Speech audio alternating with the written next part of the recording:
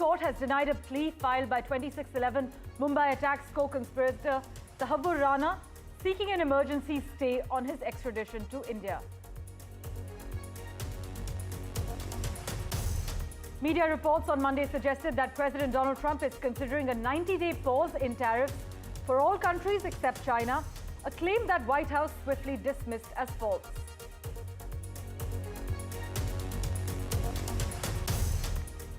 Donald Trump has also reiterated that he'll hit Beijing with an extra 50% tariff if it doesn't withdraw its retaliatory levy by midday today. Yet, the few financial markets that have opened in the Asia-Pacific region are trading higher. During a meeting with Israeli Prime Minister Benjamin Netanyahu, Donald Trump said the US is having direct talks with Iran beginning Saturday.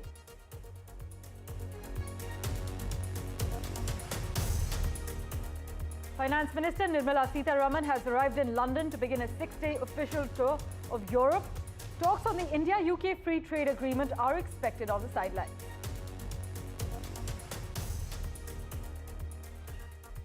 And Dubai Crown Prince and UAE Defence Minister Sheikh Hamdan bin Mohammed bin Rashid Al Maktoum's India touchdown is in focus. An effort to ramp up defence ties with the key strategic partner in the Gulf and Indian Ocean region is the key focus on this 2-day touchdown.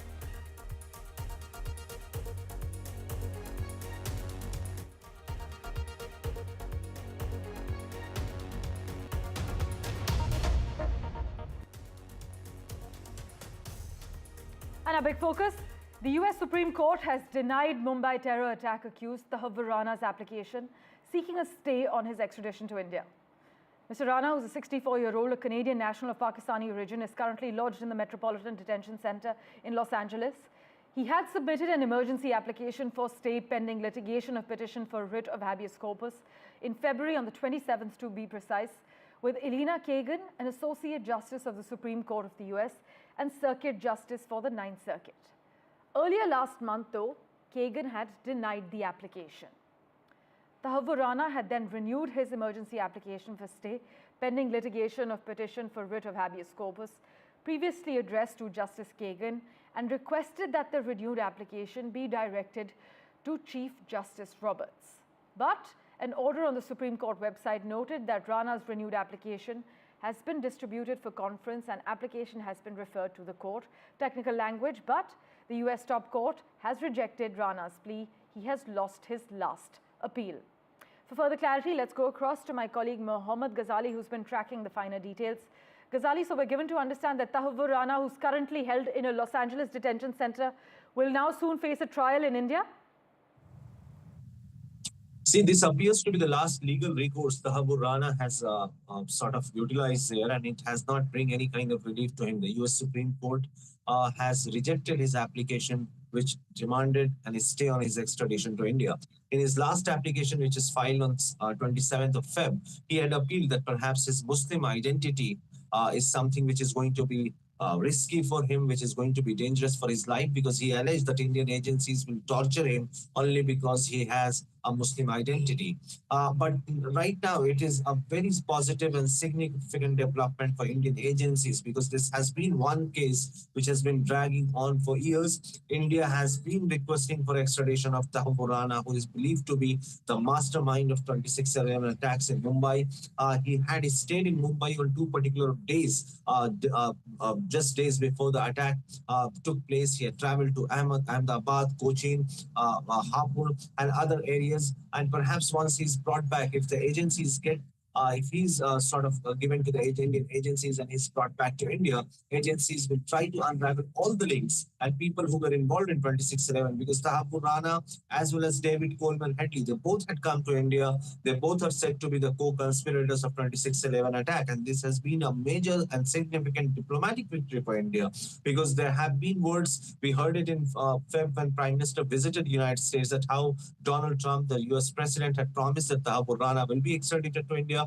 But since then, for the last 2 months, we have seen him filing multiple applications in the US Supreme Court to just avoid a scenario where he will be extradited to India. But as of now, it is believed that this was his last legal recourse, last legal option, and he has exhausted all his options, and he will be finally be handed over to the Indian agencies. As always, Ghazali, thank you so much for joining us with the lowdown. Let's turn our attention now to the US, where Donald Trump has said he's not considering pausing his sweeping tariffs that have sent the stock market spiraling, but he is willing to engage in negotiations with other countries. Yet, even as he signaled an openness to hear out world leaders' concerns with the steep tariffs, Trump said that doesn't mean that the tariffs won't be permanent. Speaking at the White House alongside the Israeli Prime Minister Benjamin Netanyahu, Trump emphasized that ongoing negotiations would focus on what he called fair deals, and in some cases, that would mean countries paying substantial tariffs. Listen in. Markets today, and would you be open to a pause in tariffs to allow for negotiations? Well, we're not looking at that. We have many countries that are coming to negotiate deals with us, and they're going to be fair deals, and in certain cases, they're going to be paying substantial tariffs. There'll be fair deals. But one country Trump is not entertaining negotiations with is China, which he threatened with an additional 50% tariff if Beijing does not withdraw its new 34% retaliatory tariffs on US exports. The new tariff on China would be in addition to 54% tariffs Trump has already slapped.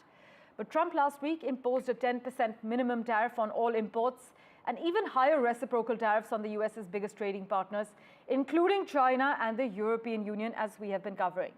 The baseline tariff went into effect Saturday, and the reciprocal tariffs will begin on Wednesday.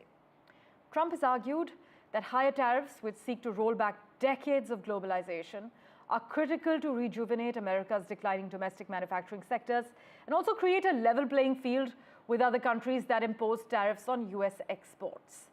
Listen in to what the US president had to say and his threat to China. With China, as you know, against my statement, they put a 34% tariff on above what their ridiculous tariff. We're putting a 50% tariff on above the tariffs that we put on.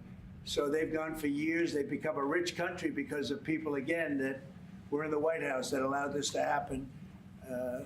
Hundreds of billions of dollars a year they'd make on us on trade, and it shouldn't be that way. And I have a great relationship with President Xi. I hope it's going to stay that way. I have great respect for China, but they can't do this. Meanwhile, shares in the US stemmed their losses on Monday as investors clung to hopes that Donald Trump would turn from tariffs to trade deals. The S&P 500, which tracks 500 of the biggest companies in the US, ended the day down about 0.2% after a wild day of trading that saw shares fluctuating from losses to gains in some of the sharpest swing seen since the COVID-19 pandemic. In fact, in the days after Trump's announcement, stock markets in the US, in the UK, world over, have been hit by their worst one-day falls since the beginning of the pandemic in 2020. Global markets have been feeling the jitters. In fact, the few financial markets that have opened in the Asia-Pacific region are also trading higher as we speak. But for further clarity, we have with us Professor Darrell Montgomery, expert on all things global trade. Thank you so much, Professor, for making time for us. Given that Donald Trump has threatened to raise tariffs on Chinese imports now to 104%, how would such drastic measures affect both the US and global economies? Is this then the beginning of a trade war with long-lasting consequences, sir? Well, we'll have to see that. It has to be remembered that Trump is a negotiator. And this is the essence of his being and the essence of every one of his actions. And he is famous for having written the book, The Art of the Deal. So everything he says should be seen or taken as a point in negotiation. And even though he says, oh, this might be permanent, that should be considered a negotiation stance. So we will just have to see. He's trying to get the best deal possible for the United States. That doesn't mean this will be ongoing forever. The US Treasury Secretary, meanwhile, has said that they're engaging in talks with Japan and other nations. But Trump, meanwhile, has shown a strong preference for tariffs over trade deals. From an economic standpoint, how does this tension between negotiation and tariffs impact long-term economic growth? Well, this is adding to, the world is undergoing deglobalization, which was actually mentioned in your previous segment. And this is just exacerbating that trend that already existed. And this is going back to earlier American political stances from before World War II. The Republican Party always preferred like high tariffs and to protect American industry. And Trump is simply trying to return to that earlier era. And economists, meanwhile, they warn that trade wars often lead to higher consumer prices and reduced global growth. Do you think this tariff approach is sustainable in the long run, or will it result in a global recession, as many experts are warning? Well, we'll have to see how it turns out. I mean, you can't take everything that's being said literally. These are like stances for like, how can I get a good deal? And tariffs in general, I don't approve of tariffs in general at all. So, and in economics, they're not considered to be a good thing. But they do exist, and we have to see what will happen. And it does not mean we're going to have a massive global recession, depression because of these tariffs. I mean, there may be other things happening. We're in a long-term inflationary spiral through much of the world also already. So, and tariffs are likely to add to that too.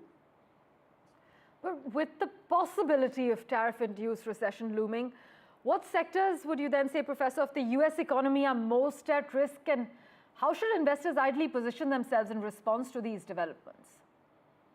In the United States itself or globally? Yes, in the US itself. Well, obviously, this would be positive for certain U.S. Industries. In fact, U.S. steel went up quite a bit today because the tariffs are protectionist. And all in all, I would consider, gold is in a very, very big rally, and that's good for everyone in the world. Right. And other metals like silver, copper recently hit a new high. So, I consider commodities in general. Right, Professor Montgomery, thank you so much for making time for us and joining us on NDTV. We will, of course, keep in touch with you for regular updates on global markets. Meanwhile, Trump defended the larger-than-expected tariffs on all imports to reporters in the Oval Office at the top of a bilateral meeting with Israeli Prime Minister Benjamin Netanyahu, who made his second trip to the White House since Trump was inaugurated in January. By the way, Mr. Netanyahu promised to eliminate Israel's trade surplus with the United States, a move likely to be closely watched by world leaders as Donald Trump's tariff policy roils global markets.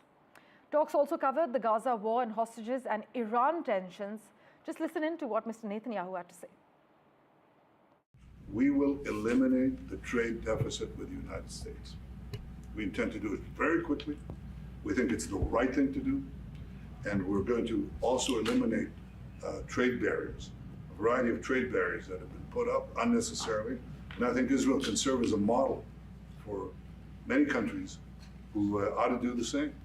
I recognize the position of the United States. It says, we're allowing other countries to put tariffs on us, but we don't put tariffs on them. And, I'm a free trade champion, and free trade has to be fair trade. And to take this further, we have with us on the broadcast Dr. Richard Benkin. Dr. Benkin, as always, thanks so much for your time. Looming over the meeting this week is a point of tension. Trump sweeping tariffs which did not spare Israel. There's also the Iran question. How significant would you say this meeting was, and what were some key takeaways for you? Well, I think first, thank you for having me on. I appreciate that. My pleasure. And these meetings are always important. The goal for Israel hasn't changed, but obviously between the Biden administration and the Trump administration, we've seen a sea change in terms of how much the United States supports what Israel's trying to do. So this is extremely significant. Now, I think the most significant takeaway that I found had to do with Iran. If you remember, President Trump announced at the press conference that the U.S. and Iran would be holding direct talks this Saturday. Yes. And that's extremely significant because if at the beginning of this most recent negotiations, Iran would only agree to indirect talks. So President Trump announcing that they agreed to direct talks seemed to be a big breakthrough. Now, since then, however, the Iranian government has said, no, they've only agreed to indirect talks where negotiators for the United States and Iran would both go to Oman, but they'd be in different rooms communicating only with Qatari negotiators who would bring these messages back and forth. So I think that's the most significant thing because, of course, President Trump has promised that if there is no agreement, and he has said on a number of occasions that everyone probably would prefer an agreement to the alternative, which is military force. But if an agreement is not reached, he has threatened pretty severe consequences on Iran, including bombing like they've never seen before. So I think, what happens with regards to U.S.-Iran negotiations, how Israel fits in there, that's going to be the most significant element here. Now, my guess is, based on other things I've heard and what's happened previously, Yes. is that no doubt President Trump and Prime Minister Netanyahu have already pretty much spoken about exactly what it would look like if, in fact, they had to take military action. And it would be something supportive of one another and something mutual. That is, I think, by far the most significant takeaway. Well, we'll be keeping a close eye on all the developments. Dr. Benkin, as always, thank you so much for your time. Meanwhile, Donald Trump has also said the U.S. is working to get hostages released by Hamas and put in place a new ceasefire in the Gaza Strip, details of which are being worked out as we speak. And with that, let's now turn our attention to the EU. Well, the European Union has said it offered the U.S. a 0-for-0 tariff deal on cars and industrial goods weeks before Donald Trump launched his trade war, but that it would not wait endlessly to defend itself.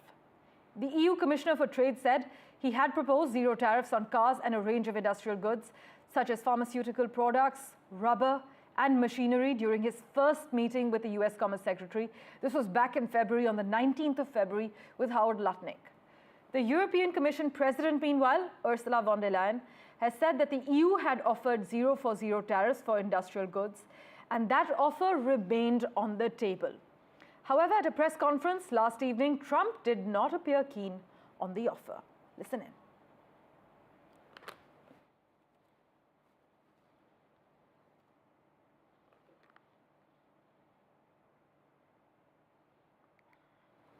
Right, we will line up that reaction for you. Meanwhile, let me also bring you up to date with what's happening as far as India and the US are concerned. India and the United States continue to deepen strategic coordination. In fact, External Affairs Minister Dr. Jaishankar spoke with US Secretary of State Marco Rubio. The two leaders exchanged views on major global and regional issues, is what we're given to understand. From the Indo-Pacific to the Indian subcontinent, Europe, West Asia, and the Caribbean, the conversation reflected a broad convergence, is what the Ministry of External Affairs has informed us. A key highlight was the shared emphasis on an early conclusion of the India-US bilateral trade agreement. This comes as New Delhi and Washington look to fast-track economic and geopolitical cooperation under Donald Trump's administration.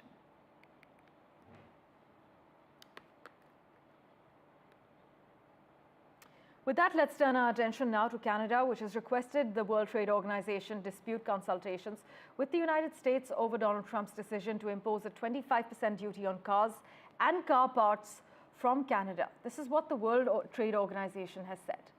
Canada claims the measures are inconsistent with the US obligations under various provisions under the General Agreement on Tariffs and Trade, 1994. This is what the WTO has added. Maha has been tracking the latest developments for us. She joins us live from Vancouver at the moment. Maha, so Canada has moved the World Trade Organization against the steep 25% tariffs on auto imports imposed by Donald Trump? That's right. And this is the second case that Canada has taken to the WTO in the recent past. They've also taken the steel and aluminum tariffs of 25% to the WTO. Basically, what Canada is saying that by this 25% tariff that has been imposed by the US, it's flouting, as you pointed out, the 1994 GATT, that is a General Agreement on Tariffs and Trade under Article 2.1a, Article 2.1b, and Article 8.3, which says that this is not the correct way of going about imposing tariffs on countries, and this circumvents the rules of the World Trade Organization.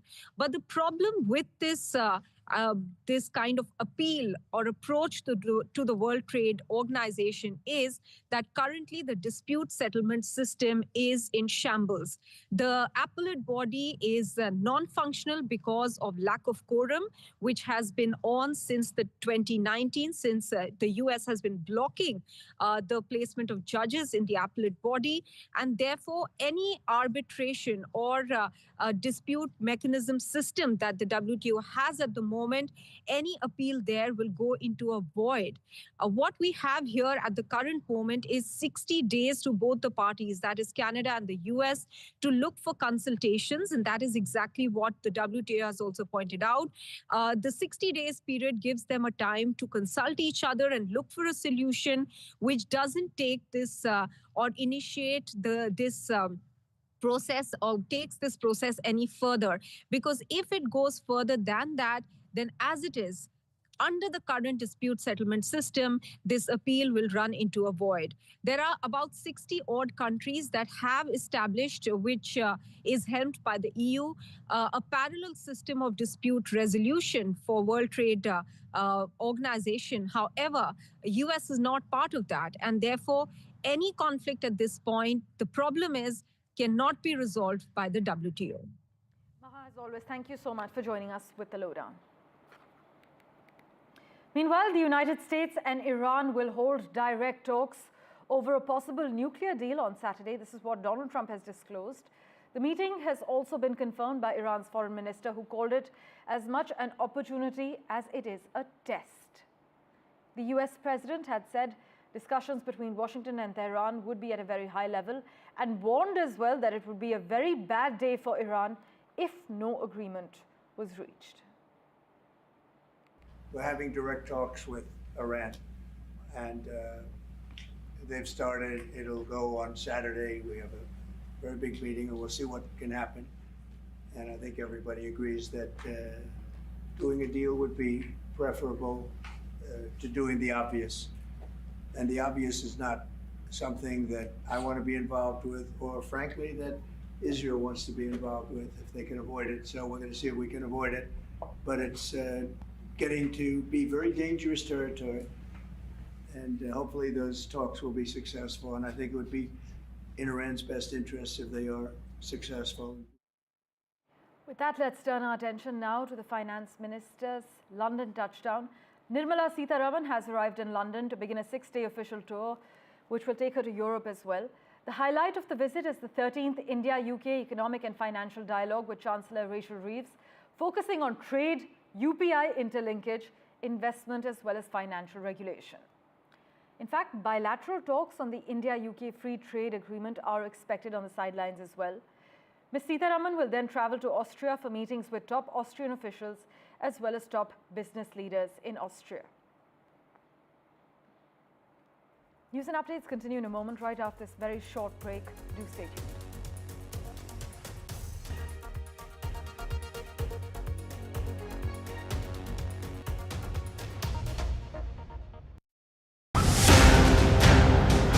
One of the worst earthquakes hit Thailand recently, and the tragedy is still unfolding. You can see some sniffer dogs here. Authorities have told me that they had located some vital signs, but they have not been able to pull anyone out. Question as to how did the 4 Chinese nationals manage to get inside such a highly fortified area. They managed to get in. They were successful in getting some 32 documents that established that Chinese connection to this site. It's also about a larger conspiracy that could be at hand. Whether the Chinese materials were substandard, all of that will have to be investigated.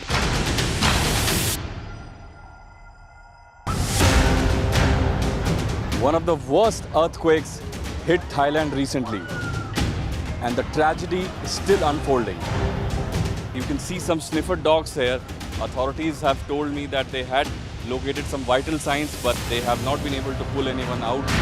Question as to how did the 4 Chinese nationals manage to get inside such a highly fortified area. They managed to get in. They were successful in getting some 32 documents that established that Chinese connection to this site. It's also about a larger conspiracy that could be at hand. Whether the Chinese materials were substandard, all of that will have to be investigated.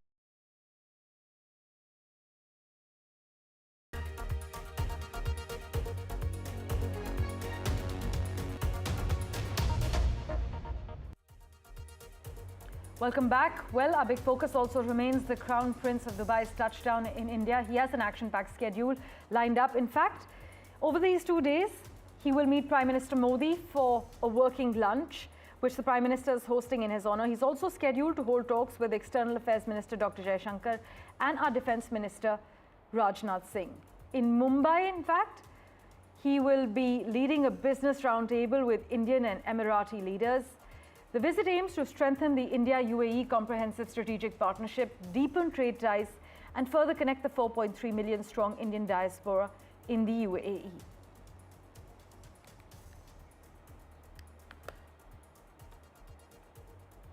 In other news, the US Supreme Court has ruled that Donald Trump can continue using a centuries-old wartime law to fast-track deportations. The Alien Enemies Act, which was passed in 1798, allows the US president to detain and deport people from enemy nations without regular legal proceedings. On Monday, the court lifted a lower court's block, permitting the Trump administration to deport alleged gang members while legal challenges continue. So far, at least 137 people have been removed under this law in the US. Rights groups have condemned the move, saying it undermines due process and opens the door to abuse. But the case will now proceed through lower courts. But you must note that deportations can continue in the meantime as well.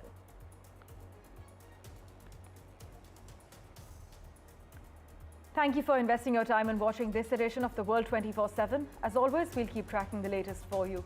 Do stay tuned.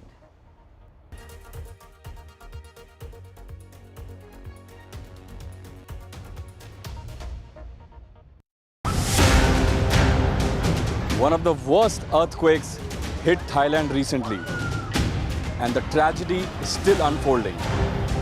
You can see some sniffer dogs here. Authorities have told me that they had located some vital signs, but they have not been able to pull anyone out. Question as to how did the 4 Chinese nationals manage to get inside such a highly fortified area. They managed to get in. They were successful in getting some 32 documents that established that Chinese connection to this site. It's also about a larger conspiracy that could be at hand. Whether the Chinese materials were substandard, all of that will have to be investigated. In today's interconnected world, India's voice is more crucial than ever. When India speaks, the world listens. At NDTV World, we are that voice, bringing you intelligent and insightful news from India and beyond. From geopolitics and diplomacy to economic shifts, migrations, tech disruptions, and the stories of our diaspora. We cover the news that shapes our global future. NDTV World, your new home for global news, is here. From interesting tech startups to industry-leading companies, politics, sports, culture, curry, cricket. Oh, there's so much to talk about. Like me, if you too thrive on interesting conversations, this is a show you cannot miss. Watch this space to know more about all matters and all people that make Britain what it is today. Out of Britain, with me, Radhika Iyer.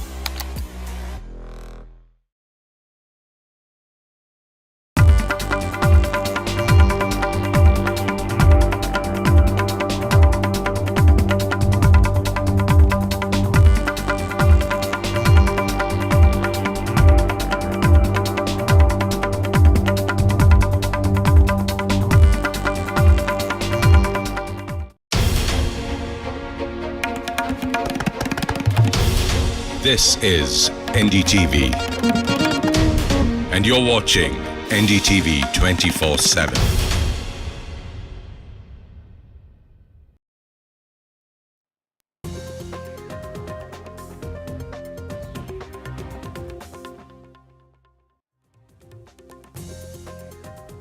Good morning. Welcome to Breakfast Show. I'm Radhika Ramaswamy joining you from Mumbai studios. We also have Divya joining us from Delhi. Divya, big win for India.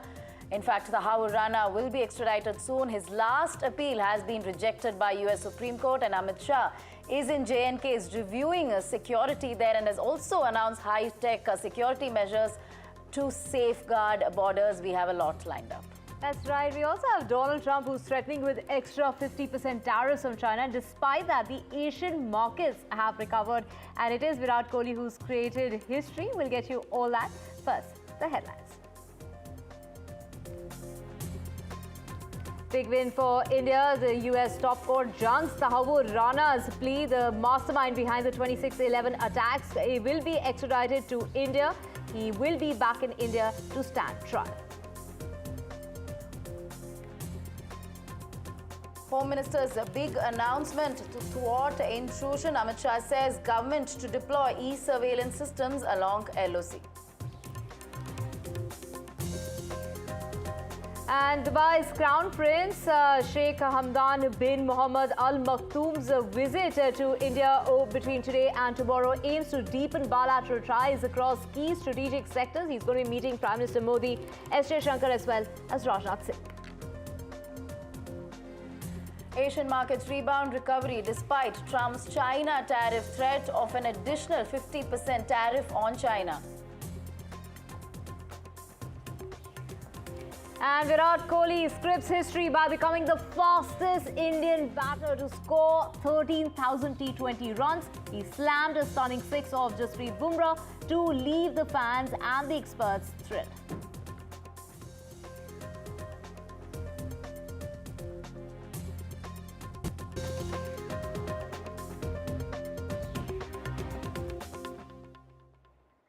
Let's get to your top story, and that's a huge win when it comes to India. Now, the United States Supreme Court has rejected. This is the plea of the mastermind of the Mumbai attacks back in 2008. We're talking about Tahawwur Hussain Rana's application seeking a stay on his extradition to India has been rejected. This comes after Rana's plea against his extradition was rejected by the top court of the United States last month.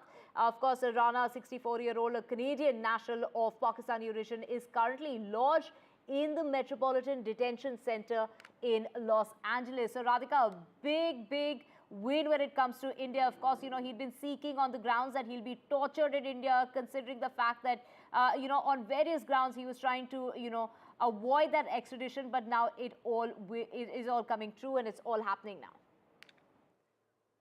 Absolutely. This is a big win as far as Indian agencies are concerned. In fact, in February this year, he had filed that emergency application that was rejected. Of course, he's now currently lodged at Metropolitan Detention Center at Los Angeles. He will be handed over to NIA by a Federal Bureau of Investigation on a day that is to be decided by both the agencies. Of course, there's hope that 26/11 victims will get justice soon. We have Ghazali joining us, and we also, I believe, have Juhi Jadhav also joining us from Taj Palace in Mumbai, where the deadly attacks took place. I'll go across to Juhi first. Juhi, of course, the 26/11 deadly attacks are etched in every Mumbaiker's memories, and the place where you're standing now had been sort of a witness to that, and we know what exactly happened on that fateful day and night. Take us through, what sense of closure our victims and the loved ones of those who lost their lives are feeling at this point. This is, of course, a sense of closure as far as they are concerned. Well, Radhika, as you rightly said, this is the justice for the victims of 26/11 as Tahawwur Rana, who is one of the accused of 26/11. His application for extradition to India, a stay on extradition to India, has been denied by the US Supreme Court. Where I'm standing right now is Taj, who has witnessed the 26/11 attack, because 3 major hotels in Mumbai, one Jewish company and also one hotel, have been witnessed the attack of of 26/11. And now Tahawwur Rana, who is the mastermind of this attack, has the US Supreme Court has given a stay on his extradition to moving to India. This is a big win for India and a relief for the victims of 26/11, as Tahawwur Rana, who had supplied the materials to the Pakistani Lashkar-e-Taiba, who has been accused for this attack, but Pakistan has denied that they have made this attack. But yes, Tahawwur Rana has been in custody, is in Metropolitan, if you go to see, for 14 years, and now his stay has been denied for extradition in India by the US Supreme Court itself. In February in White House, when there was a press conference taken by Donald Trump and India's Prime Minister Narendra Modi, it was stated by Donald Trump that he is very happy that his administration is given permission for extradition of a terrorist to being handed over to Indian judicial, and yes, he is very happy on this sentence. The date has not been decided. The date will be decided that when Tahawwur Rana will be handed over to Indian custody, and also the people and Indian judicial is waiting for Tahawwur Rana's custody because they need to give justice to the Indians, for the victims who have faced this attack. And yes, also the people in India are waiting that when justice will be given to them and for the victims who have faced this attack. Taj Hotel, Oberoi Hotel, and also the Leopold Cafe have been victims of this attack, and almost 166 people have been died in this overall attack. So yes, justice will be given to them once Tahawwur Rana is handed over to Indian custody, Indian judicial, and when the Indian judicial will punish him for the act that he has done in 26/11/2008. Radhika. Right, Juhi, of course, we also have Ghazali with us, and Ghazali, the NIA officials are saying that the agency expects the US authorities to soon convey the dates when its team can travel to the United States to bring Tahawwur Rana back to India to face trial. We don't know the dates yet, but that's expected soon. It could be up to a couple of weeks, perhaps. See, first of all, there has to be an official word whether this was the last legal option he had exhausted. There are no other legal options available for Mr. Rana, because this we have been hearing since January for the first or the last time when his bail application or application to stay his extradition was rejected by the US Supreme Court. And it appeared then that it's just a matter of a few weeks and he'll be brought back or handed over to the Indian agencies. But that hadn't happened. And on Feb 27, this application was filed, which was rejected yesterday. So Indian agencies also haven't issued any kind of word on whether that is going to be the last option or that was the last option for Mr. Rana. But we are being told that perhaps now the time is close. All the options have been exhausted, and it's a matter of few days to few weeks, because we never know with US. We have to be a bit skeptical. But this is a major diplomatic success for India, that they have, because this case has been dragging on for very long.